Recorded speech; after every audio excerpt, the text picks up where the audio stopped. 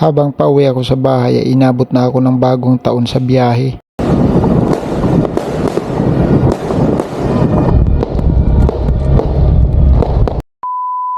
At dahil bagong taon na nga mamaya, kailangan muna naming umuwi ni Diwata. At dahil kakalabas lang namin sa duty, kaya naman medyo nagmamadali na kami makabiyahe. Umuwi lang kami saglit sa boarding house para kumuha ng konting gamit. Mga 7:45 PM bago kami nakabiyahe ni Diwata. At kung mapapansin nyo mga kapwa, wala pang ulan sa ngayon. Si Diwata nga pala ay walang day off kaya may duty siya kinabukasan ng umaga. Kaya sabi niya, sasabay lang siya papuntang Laguna. Ako naman dadaan lang din ako sa mga kapatid ko sa Laguna tapos didiretso na rin ako ng Quezon. At meron kaming nadaanan na isang grupo. Excited na sila sa pagsalubong ng bagong taon.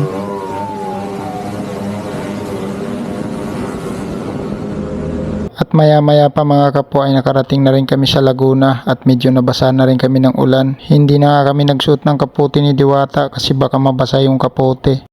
At nagpunta na kami sa bahay ng isa kong kapatid.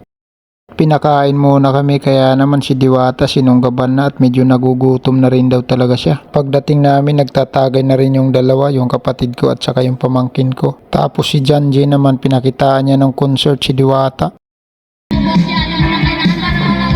Tapos ay lalong lumakas yung ulan kaya sabi ko parang matagal pang tumila at umalis na nga ako agad at napadaan ulit ako dito sa isa pa naming kapatid. Sumilip lang din ako dito saglit tapos tumagal lang ako ng isa kasi medyo giniginaw na ako, sabi ko para medyo inita naman. Pagkatapos ay nagbiyahe na nga ako kaagad kasi medyo malakas yung ulan, sabi ko magdadahan-dahan lang ako at basa yung kalsada. Kaya naman hindi pa ako nakakarating sa bahay, inabutan na ako ng 12:00 sa kalsada.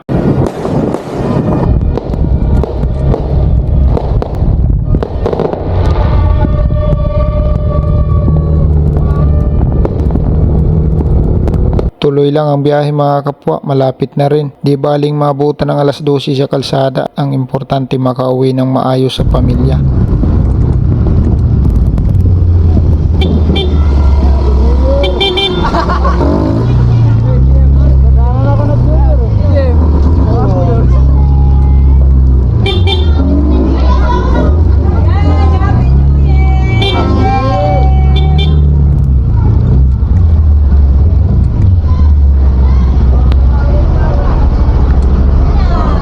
Happy New Year!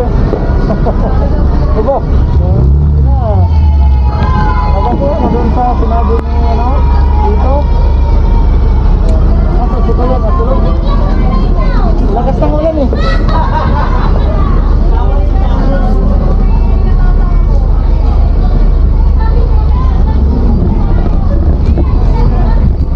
Lakas naman ng ulan.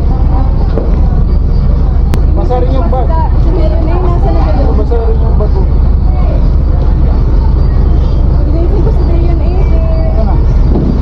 Nandun? Nandun siya? Naglalagay yung bila natutuli sa palo. Buksan mo.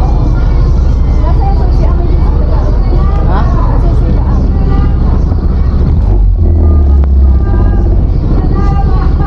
Maraming salamat sa panonood. Happy New Year mga kapwa.